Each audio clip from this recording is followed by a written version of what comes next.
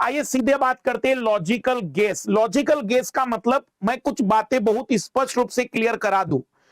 मेहनत का कोई विकल्प नहीं होता है। मेहनत में अपने आप में सफलताएं छिपी होती है। इसलिए इस कक्षा का मकसद केवल आपके प्रश्नों को ज्यादा सही करने की मात्रा को बढ़ाना है, न कि सफलता की कोई गारंटी लेना है।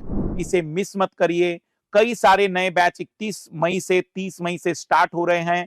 2024 के विद्यार्थियों के लिए मात्र ₹1 में है 2024 की टेस्ट सीरीज, और हमारा कंप्लीट कोर्स 1999 में 2024 के विद्यार्थियों के लिए 2 जून को होने जा रहा है Unacademy all India prelims mock test. जैसे कि कई बार लोग सोचते रहते हैं सफलता का कोई शॉर्टकट नहीं होता, किंतु स्मार्ट वर्क से रास्ता आसान जरूर किया जा सकता है। तो मैं पुनः क्लियर कर दूं कि मैं इस क्लास के माध्यम से यह दावा नहीं कर रहा हूं, मैं क्षमा प्रार्थी उन सभी के लिए कि मैं सफलता की कोई गारंटी इन लॉजिकल गेस के माध्यम से नहीं दूंगा, लेकिन मैं आपको वादा करता हूं कि 5 क्वेश्चन का भी अगर आपको इस क्लास से लाभ मिल गया, 5 क्वेश्चन का भी, तो समझ जाना कि मेरी आज की वीडियो सफल हो गई और मेरा जो उद्देश्य था वो पूरा हो गया। मात्र 5 क्वेश्चन। इस कक्षा का मुख्य उद्देश्य आपके प्रश्नों को सही हल करने की संभावनाओं को और बेहतर करना है, ना कि किसी भी प्रकार के तुक्को या तुकवाद को प्रमोट करना है, या तुक्कावाद को प्रमोट करना बिल्कुल भी नहीं है। मकसद है आपकी एक्यूरेसी को बेटर किया जाए। प्रश्न हल करने से पहले 2 बड़ी बातें मैं आपको बता दूं कि यूपीएससी में वास्तविक रूप में आपके प्रश्न कठिन नहीं होते, बल्कि आपके विकल्प प्रश्न को आसान या कठिन बनाते हैं।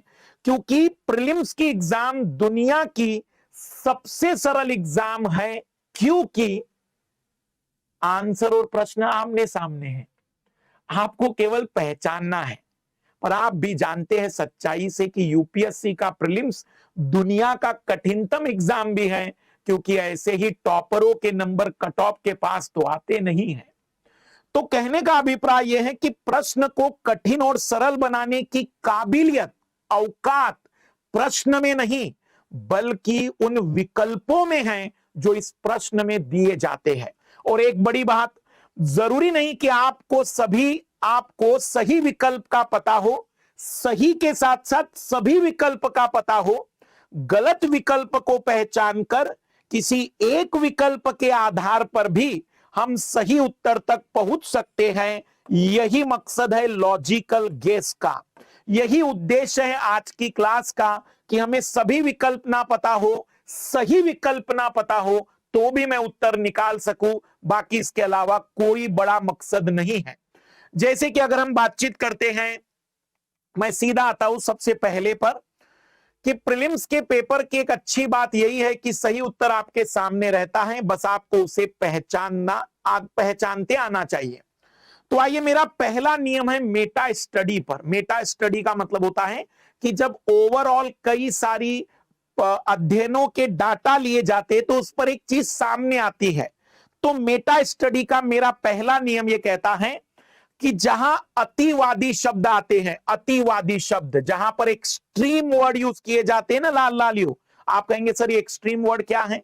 हमेशा, सदैव, कभी नहीं, अनिवार्य, केवल, सभी, एकमात्र, प्रत्येक, जहां पर भी हिंदी में इन शब्दों का उपयोग किया जाता है, ऐसे विकल्पों के सही होने की संभावनाएं सबसे कम होती है। मैं ये भी मानता हूं कि आप में से अब कई लोग इस नियम से बहुत परिचित भी हो गए होंगे, लेकिन मैं थोड़े उदाहरण भी देना चाहूंगा।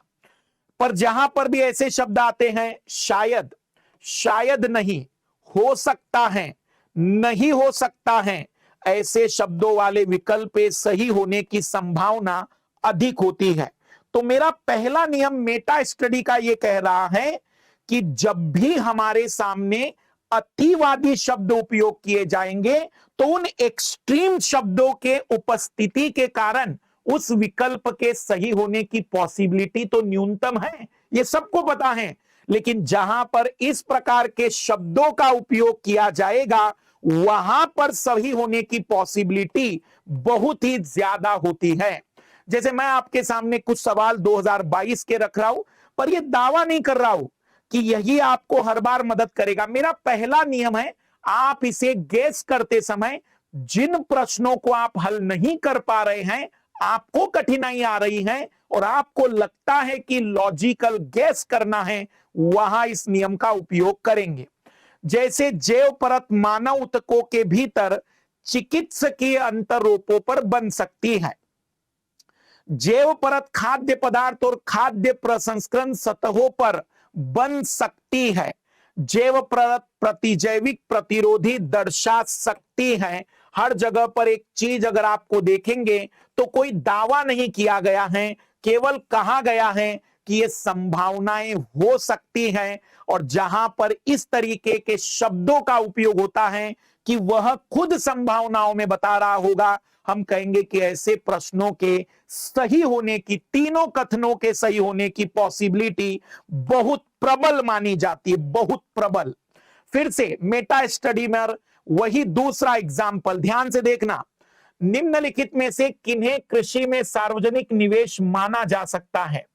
सभी फसलों के कृषि उत्पाद के लिए न्यूनतम समर्थन मूल्य निर्धारित करना महोदय, सभी फसलों के लिए। और जहां पर भी एक्सट्रीम वर्ड आ जाए, मैं कहूंगा कि महोदय मुझे नहीं पता, पर यह तो दावा मैं कर सकता हूं, ट्राई कर सकता हूं, लॉजिकल गेस कर सकता हूं कि भाई मुझे अगर रिस्क लेना है तो मैं ये तो कहूंगा कि महोदय पहला तो नहीं होगा, निश्चित ही आंसर आ जाएगा 2, 3 और 6।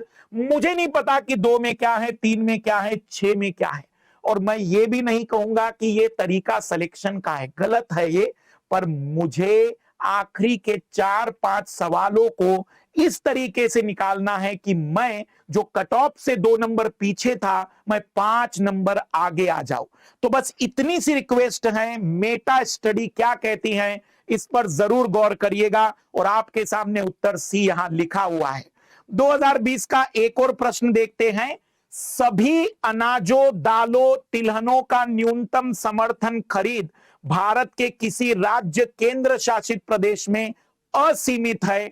2 बड़े एक्सट्रीम वर्ड हैं। ये दोनों बड़े एक्सट्रीम वर्ड के कारण अनाजों और दालों का एमएसपी किसी भी केंद्र शासित प्रदेश में उस स्तर पर निर्धारित किया जाता है जिस स्तर पर बाजार मूल्य कभी नहीं पहुंच पाते। एक्सट्रीम वर्ड है कि कभी भी संभव ही नहीं हो पाता है। हम कहेंगे महोदय दोनों एक्सट्रीम वर्ड हैं, आप कह दीजिए कि दोनों की दोनों बातें गलत रहेगी, मतलब डी आंसर आना चाहिए। तो पहला तरीका है मेटा स्टडी के अकॉर्डिंग एक्सट्रीम वर्ड और संभावित शब्दों के आधार पर प्रश्न का उत्तर निकालना।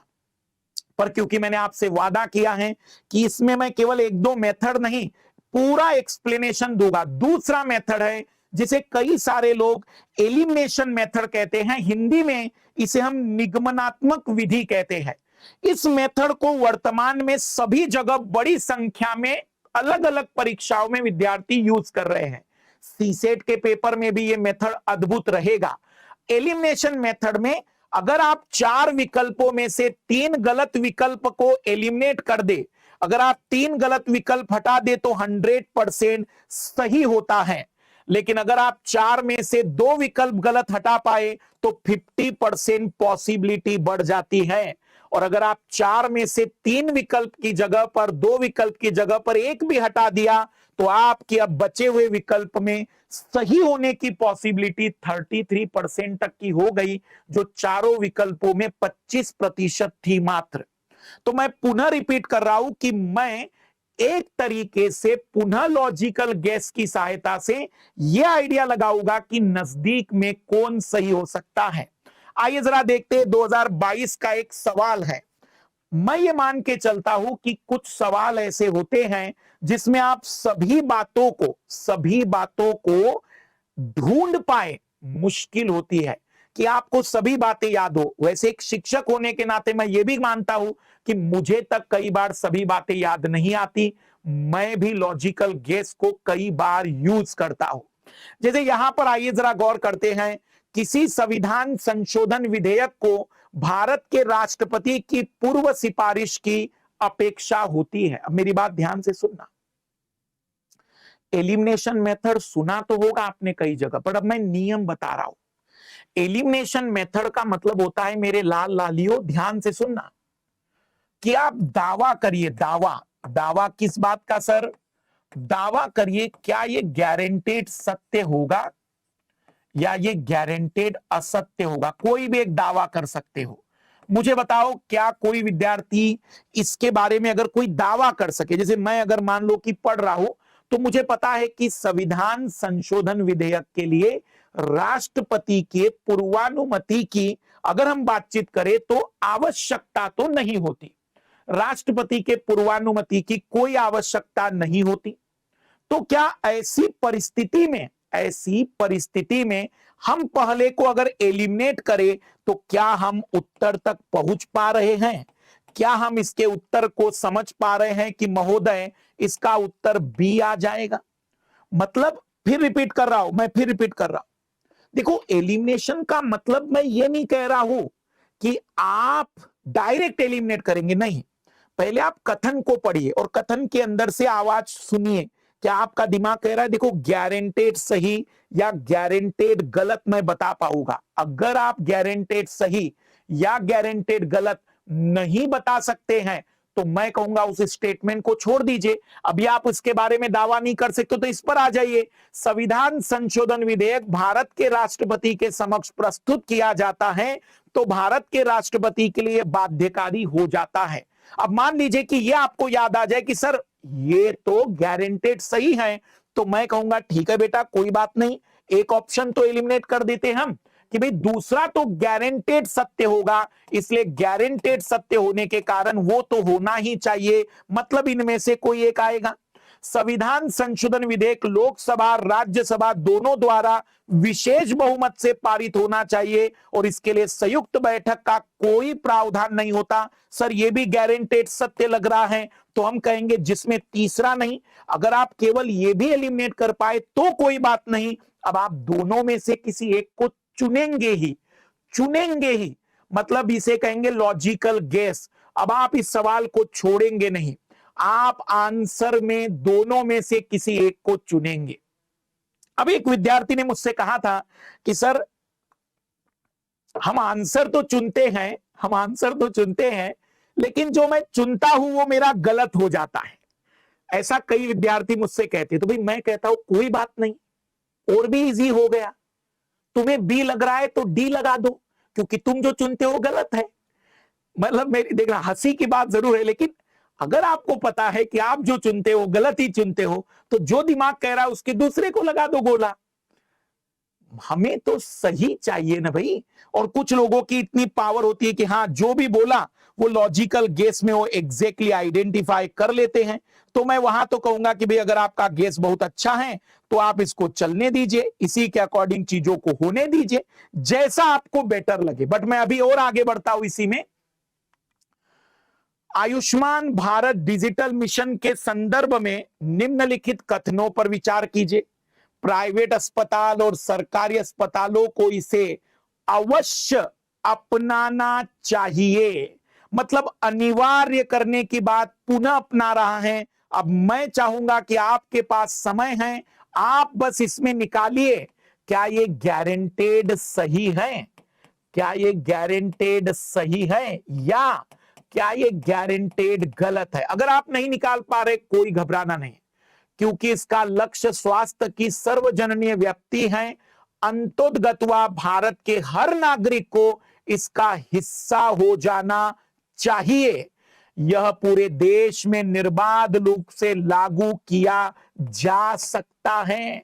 देखो दोनों में प्रत्येक नागरिक और बहुत ही कठोर शब्द हैं। आप यहां भी एलिमिनेशन मेथड भी अपना सकते हैं और मेटा स्टडी वाले नियम से भी उत्तर निकाल सकते हैं। एग्जैक्ट आप उत्तर तक पहुंच जाएंगे जो कि केवल और केवल तीसरे की ओर इशारा कर रहा है। हम कहेंगे कि महोदय केवल तीसरा हो सकता है, क्योंकि दोनों एक्सट्रीम वर्ड भी यूज कर रहे हैं। 2022 के सवाल इसलिए दिखाना चाह रहा हूं मैं क्योंकि लेटेस्ट सवालों में आपको यह फील हो सके। भारत के संदर्भ में निम्नलिखित कथनों पर विचार कीजिए। मोनोजाइट दुर्लभ मृदाओं का स्रोत है। अब मोनोजाइट में थोरियम होता है। जितने भी विद्यार्थी होंगे, अगर किसी को दोनों में से कोई एक याद आ जाए कि हां भाई इसमें थोरियम तो गारंटेड होता है, मतलब दूसरा तो होना ही चाहिए था। भारत की समस्त तटवर्ती बालुकाओं में मोनोजाइट प्राकृतिक रूप से मिलता ही है। क्या भारत के पूरे तट में यह मिलता है? यहां पर भी एक्सट्रीम वर्ड आ गया है, एक्सट्रीम वर्ड। अगर हम बातचीत करें कि महोदय तीसरे वाले को आप एलिमिनेट कर दीजिए, तो आपके सामने सीधा उत्तर पुनः बन रहा है 1, 2 और 4 वाला।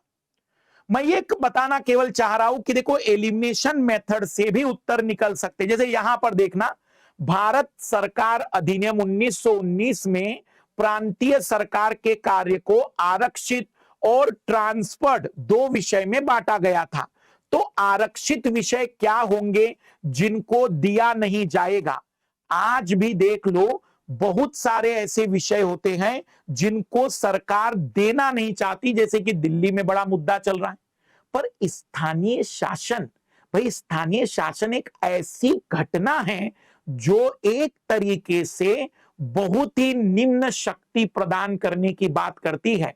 उसको आरक्षित करके क्या मिलेगा खास करके अंग्रेजों को, तो मुझे नहीं पता, लेकिन आरक्षित में स्थानीय स्वशासन नहीं हो सकता है। अगर मैं एलिमिनेट कर पाया तो उत्तर मेरे पास था। मैं एक और चीज बता दूं, बहुत सिंपल सी, ये भी कोई गलत बात नहीं है लाल लालियो, कि मुझे याद है तो मैं कॉन्फिडेंसली कर रहा हूं, ये भी कोई गलत बात नहीं है। और आपको चारों में ही लग सकता है, ये भी हो सकता है। अगर चारों में लग रहा है तो घबराना नहीं, उस सवाल को स्किप कर देना है, हमें छोड़ने भी है, इसमें नो डाउट। बट जहां आपको लग रहा है कि हाँ इस एक में मैं गारंटी ले सकता हूं, तो उत्तर जरूर निकालो। अगर मैं गारंटी ले सकता हूं, अब क्योंकि हमारी टीम ने बहुत से सवाल निकाले हैं जो इस पर आराम से सॉल्व किए जा सकते हैं। जैसे देखना, आरबीआई का गवर्नर अपना अधिकार आरबीआई अधिनियम से प्राप्त करता है। भारतीय संविधान के प्रावधान कहते हैं कि केंद्र सरकार को जनहित में आरबीआई को निर्देश देने का अधिकार है। केंद्र सरकार के द्वारा भारतीय रिजर्व बैंक के गवर्नर की नियुक्ति की जाती है। तो कहीं पर भी संविधान में हमने आर्टिकल पढ़े होंगे 1 से लेकर 395 में आरबीआई का नामक कोई आर्टिकल है ही नहीं। हाँ, फाइनेंस कमीशन के नाम का हो सकता है। आप कहेंगे कि महोदय दूसरा तो हटा दीजिए, जब दूसरा हटा देंगे तो आंसर आ सकता है।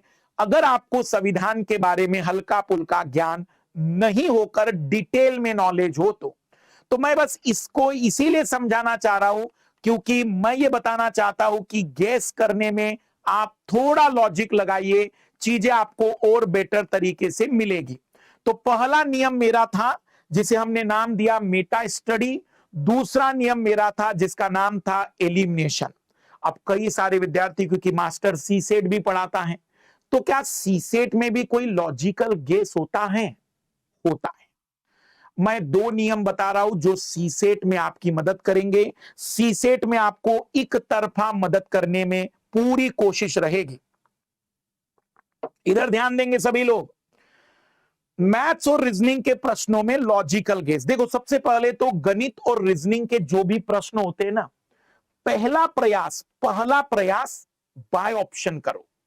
अगर बाय ऑप्शन नहीं हो रहा हो तो आप ट्रिक्स को लगाओ, पर पहला ट्राई बाय ऑप्शन उत्तर आने की पॉसिबिलिटी बहुत ज्यादा है। लेकिन मेरे कुछ नियम है, क्योंकि मैं मैथ्स भी पढ़ाता हूं, मैंने देखा है कि गणित के प्रश्नों में 0 या 1 वाले जो, मतलब 0 या 1 अगर विकल्प आता है तो इसके सही होने की संभावना ज्यादा होती है।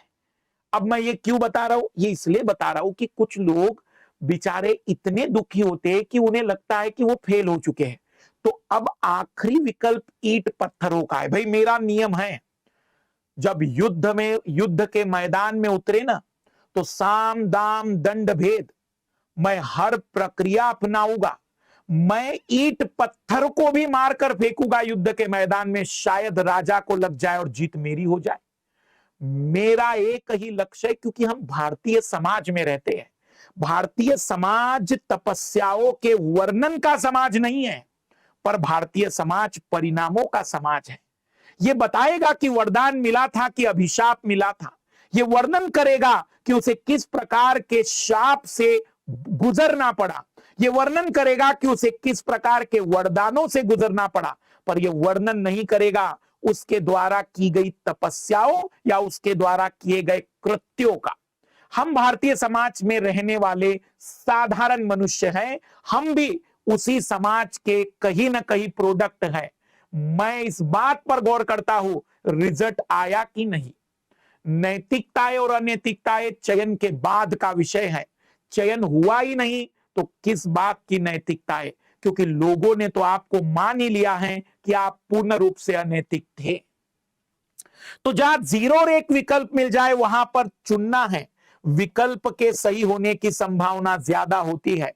गणित और रीजनिंग के प्रश्नों में विकल्पों की सहायता से जल्दी उत्तर निकलता है। मैं तीसरा पॉइंट बता दूं, जनरली 4 ऑप्शन मान लीजिए आपके पास है किसी गणित में, 20, 22, 24 और 28।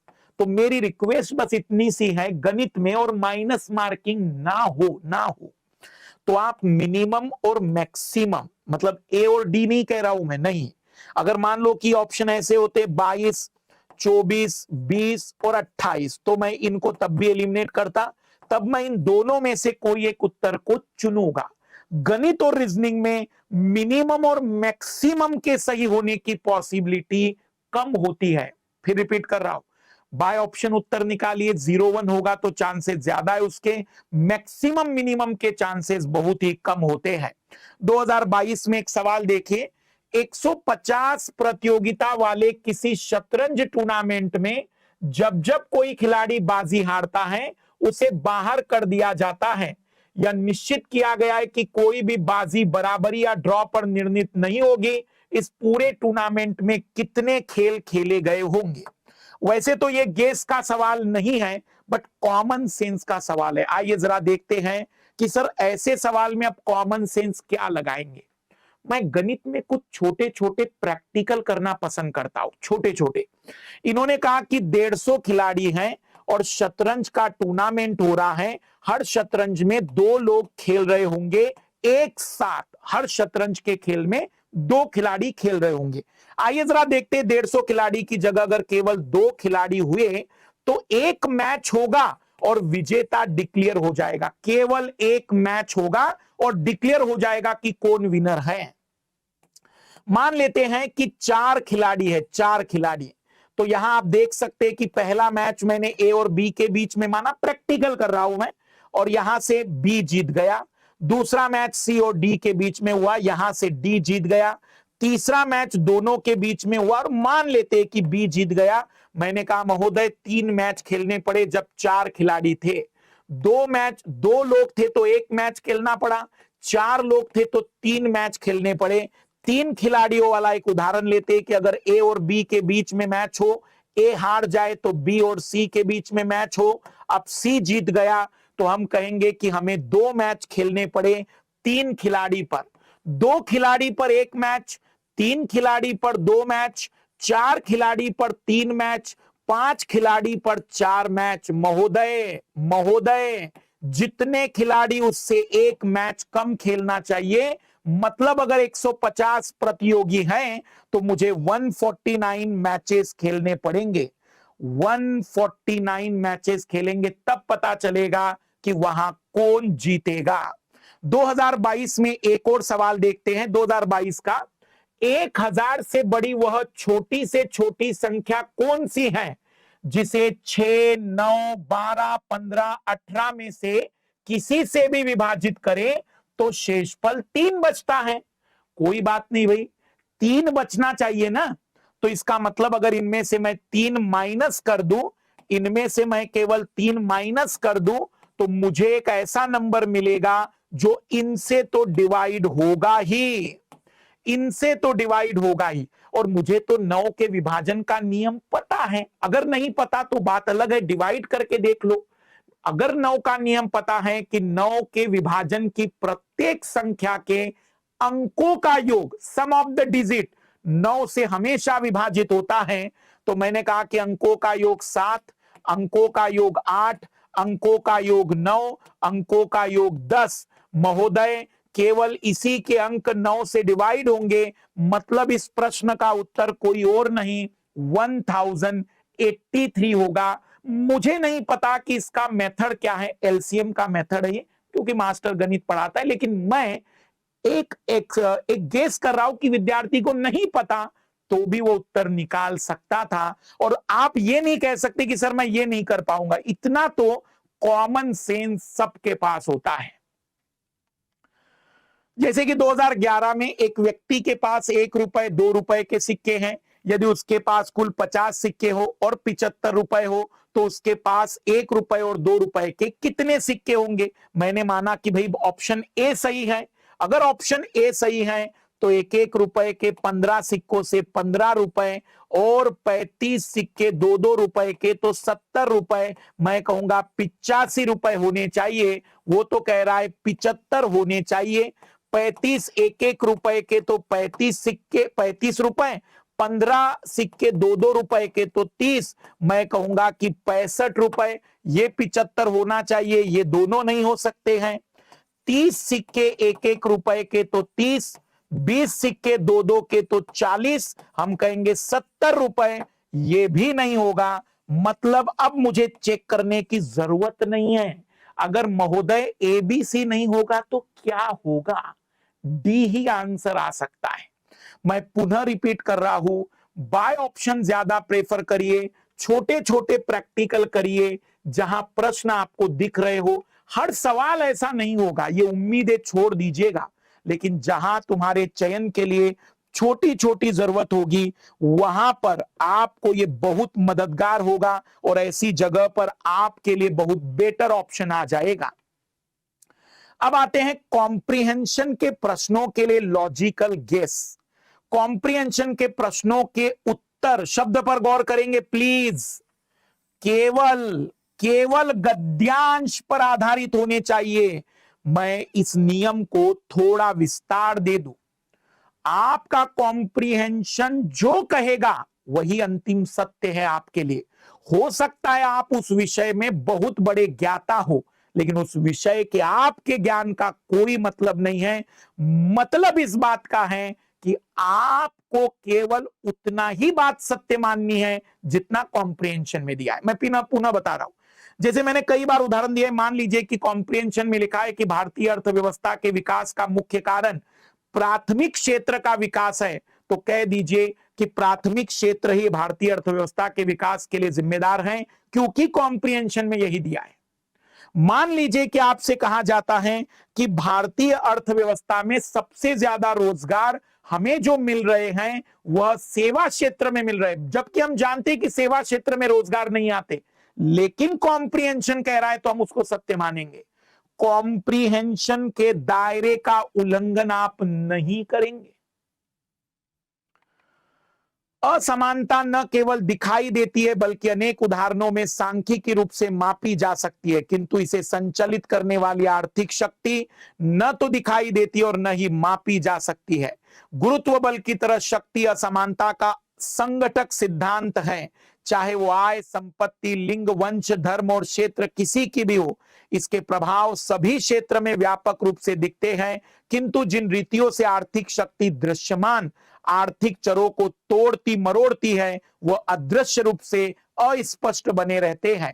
ऐसे सवाल जहां पर पूर्व धारणा पूछी जाती है, यहां तो मैं एक छोटी सी बात कह दूं, यहां एक्सट्रीम वर्ड आ जाए, एक्सट्रीम वर्ड, गारंटेड गलत है। मतलब इसमें कोई एक्सेप्शन ही नहीं रहेगा लाल लालियो,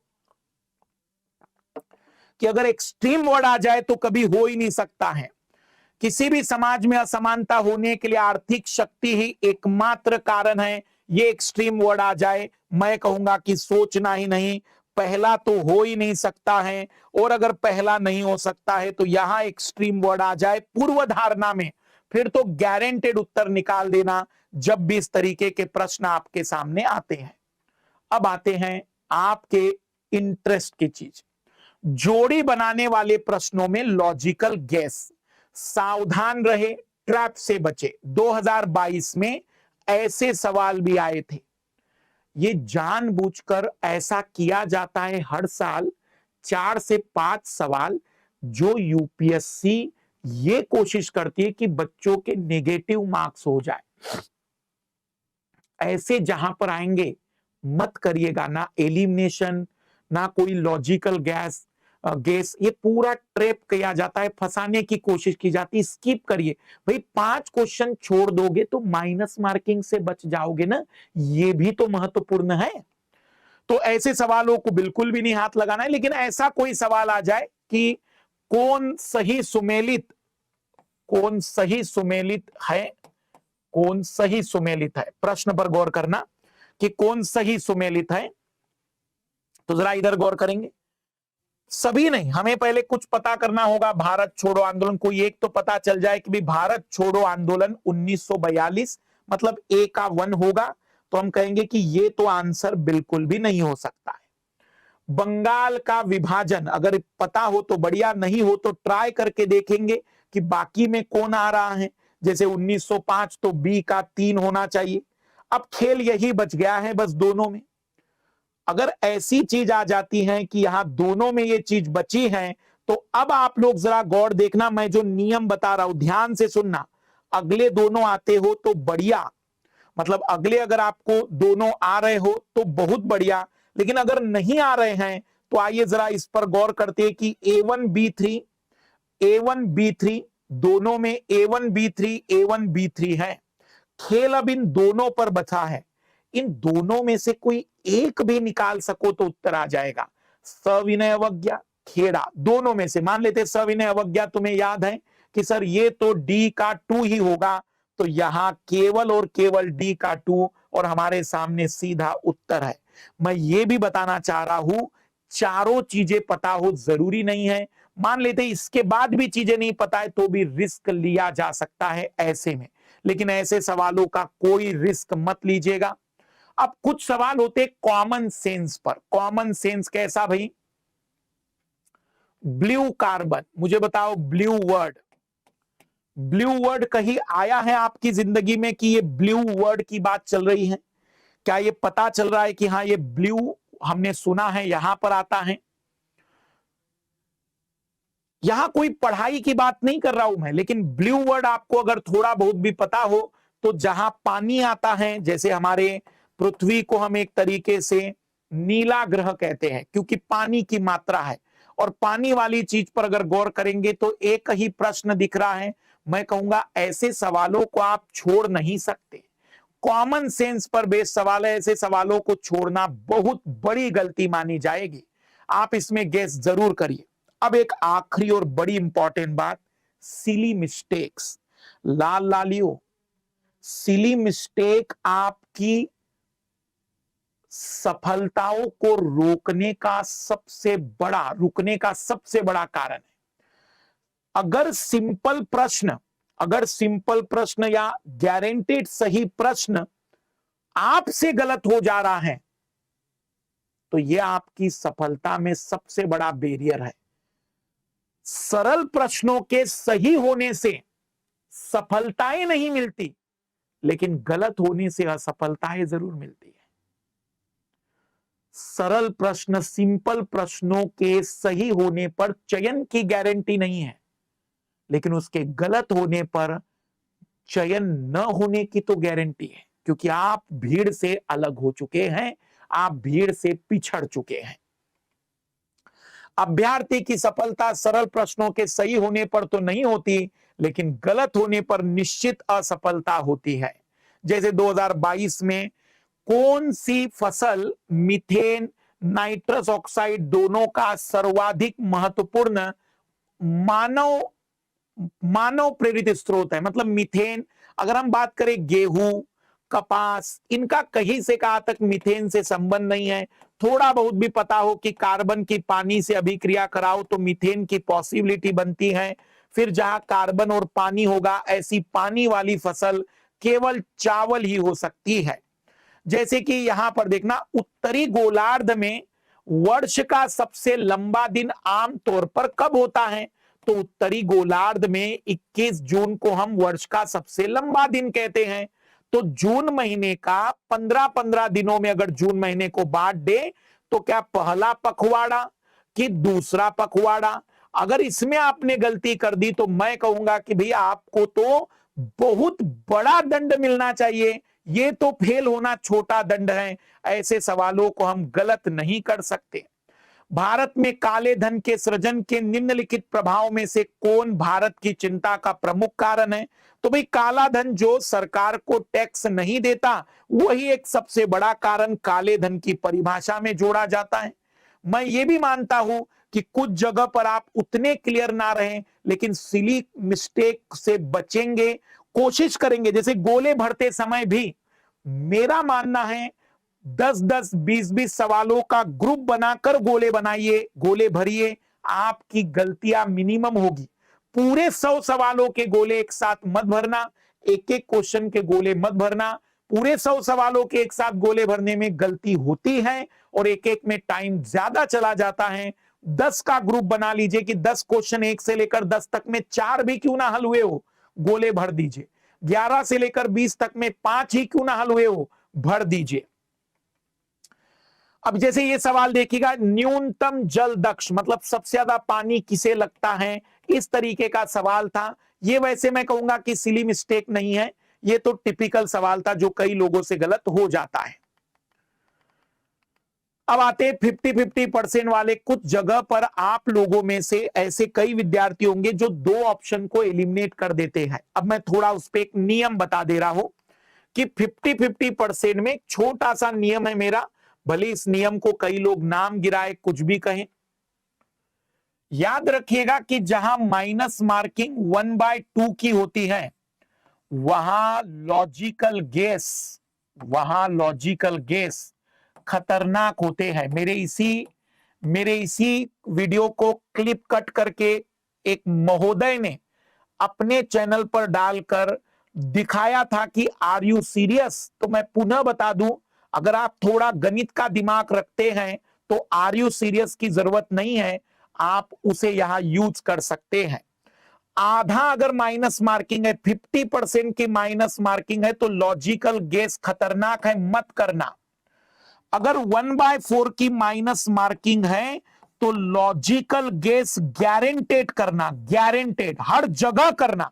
3 ऑप्शन में भी डाउट हो तो भी लॉजिकल गेस करना। 2 ऑप्शन में तो करना ही, लेकिन 3 ऑप्शन में भी डाउट हो तो रिस्क ले लेना अगर 1/4 की माइनस मार्किंग है।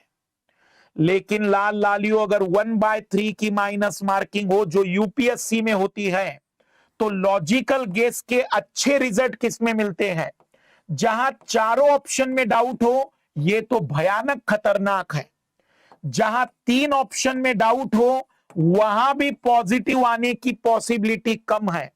लेकिन अगर केवल 2 ही ऑप्शन में डाउट है, ए और सी में डाउट है, ए और डी में डाउट है, ए और बी में डाउट है, डी और बी में डाउट है, केवल 2 ऑप्शन में डाउट है, रिस्क लेंगे, लॉजिकल गेस आपको पॉजिटिव नंबर देगा। मान लेते हैं 10 क्वेश्चन पर लॉजिकल गेस लगाया था, लॉजिकल गेस 10 क्वेश्चन पर लगाया था और वे 10 क्वेश्चन वही थे जिनमें 2-2 पर डाउट था। 6 क्वेश्चन गलत हो गए, 4 क्वेश्चन सही हो गए। प्रश्न के सही होने पर आपको 2 नंबर दिए जा रहे थे, तो 4 गुना में 2 8, और गलत होने पर 0.2 का 1/3 नंबर काटा जाएगा तो 0.83 के आसपास। 6-3 18, 6-8 48, 49, तो लगभग 5 नंबर आपके कट जाएंगे। हम कहेंगे कि आपको 3 नंबर का बेनिफिट हुआ। महोदय 3 नंबर कोई साधारण नहीं है। यूपीएससी की परीक्षा में लोग 1-1 नंबर से फेल होते हैं। 10 क्वेश्चनों पर गेस किया था और केवल 4 प्रश्न सही माने हैं, तब भी आपके हाथ में 3 नंबर आ रहे हैं। मान लेते हैं कि 7 क्वेश्चन गलत हो गए, 7 क्वेश्चन, मैं ये मान के चल रहा हूं कि 7 क्वेश्चन गलत हो गए, कोई बात नहीं, फिर भी उतना दुख नहीं है। 7 क्वेश्चन के गलत होने का मतलब हुआ 5.8 0.2 नंबर का अभी भी फायदा है, और इतना तो दिन खराब नहीं हो सकता कि 7 से ज्यादा क्वेश्चन गलत हो जाए दो दो ऑप्शनों में। इसलिए मेरी बस इतनी रिक्वेस्ट है कि आर यू सीरियस, जिन जिन लोगों को लगता है कि आर यू सीरियस कि यूपीएससी में गेस होता है, तो भाई यूपीएससी में गेस से सिलेक्शन नहीं होते, लेकिन यूपीएससी में सिलेक्शन की संभावनाएं बढ़ जाती हैं। जो विद्यार्थी, देखो मैं एक चीज बता दूं, जो विद्यार्थी 40 प्रश्न सही हल कर रहा है ना, जिसके 80 और 90 नंबर के बीच में है, कोई मूर्ख नहीं है, उसके अंदर भी उतनी ही काबिलियत है जितनी पहली रैंक वाले में थी। बस उसकी किस्मत इतनी सी थी कि वो 2 से 3 क्वेश्चन सही नहीं कर पाया, नहीं तो वो भी चयनित हो जाता। तो ये जो लोग दिमाग में भरे पड़े होते कि अच्छा आर यू सीरियस वाले लोग की अच्छा गेस से सिलेक्शन हो रहे हैं, भाई गेस से सिलेक्शन नहीं होते हैं। पर वो बच्चा जिसके 40 क्वेश्चन सही हुए थे, अगर उसके 3 क्वेश्चन और सही हो जाते तो वह भी मेंस लिखता, शायद वही पहली रैंक लाता। इसलिए इस लॉजिकल गेस का मकसद केवल इतना सा है कि उस बेचारे के 4-5 नंबर बढ़ जाए, बाकी कोई उम्मीद नहीं करता हूं मैं। हाँ, ये उन लोगों के लिए खतरनाक है जो पढ़ाई करके नहीं जा रहे, केवल मास्टर का एक वीडियो देखकर चले गए और उन्हें लगता है कि चयन हो जाएगा, तो ये तो खतरनाक रहेगा। इसलिए जहां पर भी आपको 2 ऑप्शनों में डाउट आएंगे, लाल लालियो, वहां पर लॉजिकल गेस जरूर लीजिए। अब किन प्रश्नों को छोड़ना चाहिए कि भाई इन प्रश्नों को मत हाथ लगाओ, जैसे ऐसे सवाल, सरकारी विधि अधिकारी विधिक फर्म अधिवक्ता के रूप में मान्यता प्राप्त है, किंतु कॉरपोरेट वकील पेटेंट न्यायवादी अधिवक्ता की मान्यता से बाहर रखे गए हैं। बार काउंसिल को विधिक शिक्षा और विधिक महाविद्यालयों की मान्यता के बारे में नियम अधिकथित करने की शक्ति। कुछ भी समझ में नहीं आ रहा है, छोड़िए ऐसे सवाल लाल लालियो। जैसे हाल के वर्षों में वियतनाम विश्व में सबसे तेजी से बढ़ती हुई अर्थव्यवस्थाओं में से एक रहा। वियतनाम का नेतृत्व बहुदलीय, वियतनाम आर्थिक विकास विश्वव्यापी, लंबे समय से वियतनाम की निम्न श्रम लागत, हिंद प्रशांत क्षेत्र का सर्वाधिक उत्पादक ई सेवा सेक्टर वियतनाम में है। तो ऐसे सवालों में भी मैं कहूंगा कि छोड़िए, क्योंकि शायद ही आपको इतनी बातें वियतनाम के बारे में पता हो। उत्तर पश्चिम केन्या में बीडी बीडी एक वृहद शरणार्थी बस्ती है। दक्षिण सूडान गृह युद्ध से पलायन किए हुए कुछ लोग बीडी बीडी में रहते हैं। सोमालिया के गृह युद्ध से पलायन किए हुए कुछ लोग केन्या के दबाव शरणार्थी संकुल में रहते। छोड़िए ऐसे प्रश्न। वर्ष 2000 में प्रारंभिक किए गए लॉरियंस विश्व खेल पुरस्कार के संबंध में निम्नलिखित कथनों पर विचार कीजिए। छोड़िए ऐसे सवाल जहां आपको लग रहा है कि चारों ही बातें क्लियर नहीं है, चारों ही बातों में क्लैरिटी नहीं है, लाल लालियो, ऐसे प्रश्नों को छोड़ना भी समझदारी है। सभी प्रश्न हल करना या सभी अटेम्प्ट करने की कोशिश करना मूर्खता है। ज्यादा बेहतर होगा कि 10 सवाल तक का माइंडसेट रखिएगा कि इसको छोड़ना ही बेटर होगा।